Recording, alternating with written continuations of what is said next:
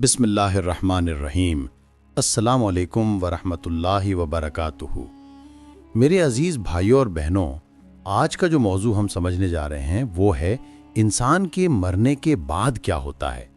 یہ ایسی چیز ہے جس کے بارے میں ہر شخص سوچتا ہے، لیکن اصل سچ ہمیں صرف قرآن اور نبی کریم صلی اللہ علیہ وسلم کی حدیث سے ہی ملتا ہے۔ رسول اللہ صلی اللہ علیہ وسلم نے فرمایا، موت کی سکرات سب سے سخت چیز ہے جو انسان گزرتا ہے۔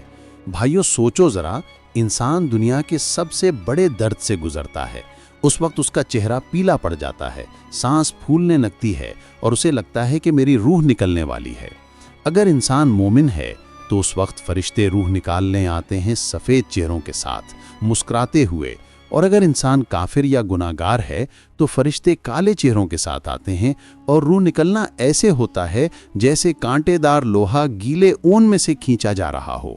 مومن کی روح جب نکلتی ہے تو فرشتے اسے لے جا کے آسمان تک پہنچا دیتے ہیں اور اللہ کے ہاں عزت ملتی ہے۔ پھر اسے قبر میں واپس لایا جاتا ہے، جہاں اس سے سوال ہوتے ہیں، تیرا رب کون ہے، تیرا دین کیا ہے، تیرا نبی کون ہے؟ اور مومن آرام سے جواب دیتا ہے، میرا رب اللہ ہے، میرا دین اسلام ہے اور میرے نبی محمد صلی اللہ علیہ وسلم ہے۔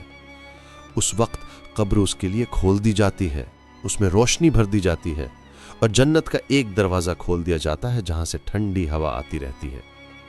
لیکن اگر انسان گنہگار یا منکر ہوگا تو وہ کہنے لگے گا، مجھے نہیں پتا، اور اس وقت قبر اس پر تنگ کر دی جاتی ہے، ایسے کہ اس کی پسلیاں ایک دوسرے میں گھس جاتی ہیں اور جہنم کی آگ کا ایک دروازہ کھول دیا جاتا ہے جہاں سے گرمی اور عذاب اس کو ستاتا رہتا ہے۔ بھائیو اور بہنوں، مرنے کے بعد انسان محسوس کرتا ہے۔ حدیث میں آتا ہے کہ قبر کا عذاب اور قبر کی نعمتیں انسان اپنی روح کے ذریعے محسوس کرتا ہے۔ اگر وہ اہل ایمان ہے تو اسے سکون ملتا ہے، اور اگر گنہگار ہے تو اسے درد محسوس ہوتا ہے۔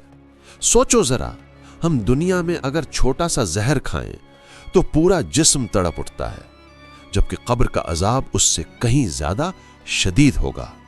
اسی لیے نبی صلی اللہ علیہ وسلم روز دعا کرتے تھے، اللہم انی اعوذ بک من عذاب القبر، یا اللہ میں قبر کے عذاب سے تیری پناہ مانگتا ہوں۔